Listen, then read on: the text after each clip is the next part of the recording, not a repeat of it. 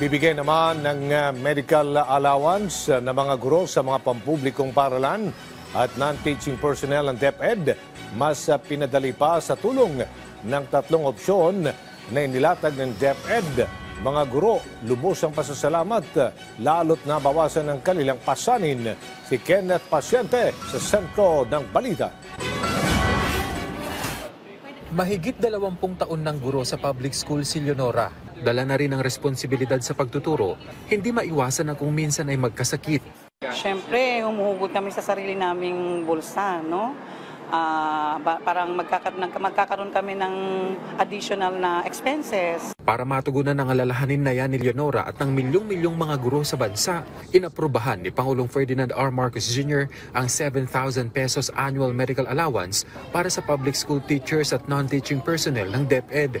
Bahagi ito ng pinalawak na healthcare support ng pamahalaan para sa mga kawani ng gobyerno. Ito ay alinsunod sa Executive Order No. 64 Series of 2024 na nilagdaan ni Pangulong Marcos Jr. Layunin ng programang ito na pagaanin ang gastusin sa gamot at pagpapagamot, palawakin ang akses sa serbisyong medikal at pagbutihin ang kalagayang pangkalusugan at produktibidad ng mga guro at kawani, lalong-lalo na sa mga nasa malalayong lugar at high-risk areas. Ayon kay Education Secretary Sonny Angara, paraan ito ng pagkilala sa mga guro at staff para mabawasan na ang kanilang alalahanin pagdating sa pangangailangang medikal. Sa ilalim ng DepEd Order No. 16 Series of 2025, may tatlong opsyon ng mga benepisyaryo kung paano nila matatanggap ang allowance. Kabilang na riyan ang pag-enroll sa group HMO packages na bibilhin ng DepEd, individual availment para sa bagong HMO o renewal ng existing HMO plan, at direct cash payment sa pamamagitan ng payroll para sa mga nasa geographically isolated and disadvantaged areas o GIDAS, kung saan limitado ang access sa HMO. Sa mga pipili sa individual availment, ipapasok na agad sa payroll ang halagang 7,000 pesos kahit wala pang naisusumiting resibo o kailangang dokumento.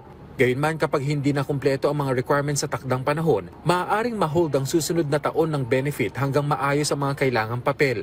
Sa pamamagitan ng programang ito, inaasahang bababa ang absenteeism at maitataas ang moral ng mga guro at kawani. Naiisip na rin ng pamahalaan na ang teacher ay nagkakasakit, no?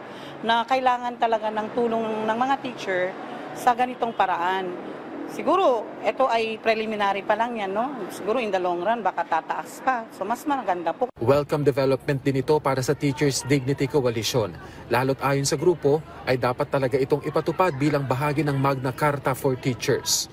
Para kami ay mabigyan ng teaching load for the next school year kasi kailangang physically fit. At syempre, pag may natuklasang may may problem, kailangan namin ng medication din.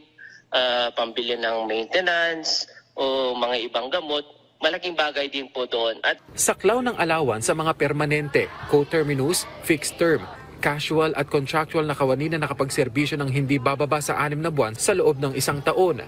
Pero hindi kasali sa programa ang mga wala sa ilalim ng employer-employee relationship sa DepEd, gaya ng mga consultant, job order workers, apprentice at student laborers. Kenneth Pasyente, para sa Pambansang TV, sa Bagong Pilipinas.